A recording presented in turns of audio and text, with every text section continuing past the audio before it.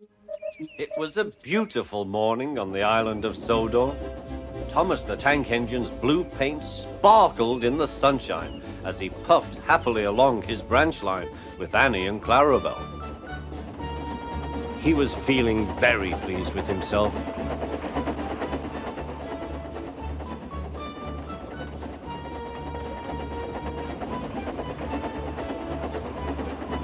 "Hello, Thomas," whistled Percy. "You look splendid." "Yes, indeed," boasted Thomas. "Blue is the only proper color for an engine." "Oh, I don't know. I like my brown paint," said Toby. "I've always been green. I wouldn't want to be any other color either," added Percy.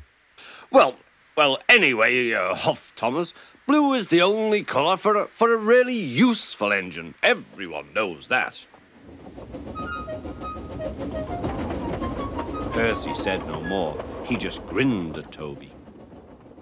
Later, Thomas was resting when Percy arrived. A large hopper was loading his freight cars full of coal.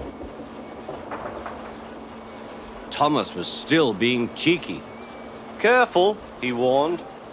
"Watch out with those silly cars." Go on," muttered the cars. "And by the way," went on Thomas, "those buffers don't look very safe to me."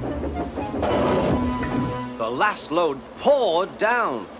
"Help! Help!" cried Thomas. "Get me out!" Percy was worried, but he couldn't help laughing. Thomas's smart blue paint was covered in coal dust from smoke box to bunker. "Ha ha," chuckled Percy. "You don't look really useful now, Thomas. You look really disgraceful." "I'm not disgraceful," choked Thomas. "You did that on purpose. Get me out."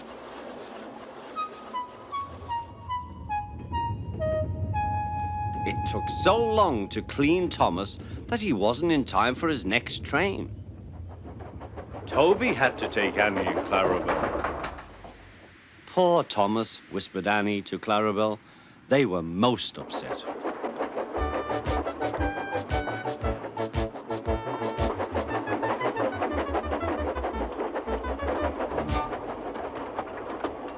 Thomas was grumpy in the shed that night. Toby thought it a great joke, but Percy was cross with Thomas for thinking he had made his paint dirty on purpose. Fancy a really useful blue engine like Thomas becoming a disgrace to Sir Topham Hatt's railway. Next day, Thomas was feeling more cheerful as he watched Percy bring his cars from the junction. The cars were heavy and Percy was tired.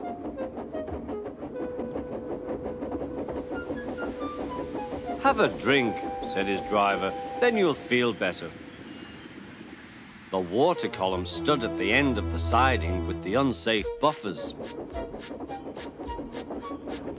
Suddenly, Percy found that he couldn't stop. The buffers didn't stop him either. "Oh!" wailed Percy. "Help!" The buffers were broken and Percy was wheel-deep in coal. It was time for Thomas to leave. He had seen everything. "Now Percy has learned his lesson too," he chuckled to himself.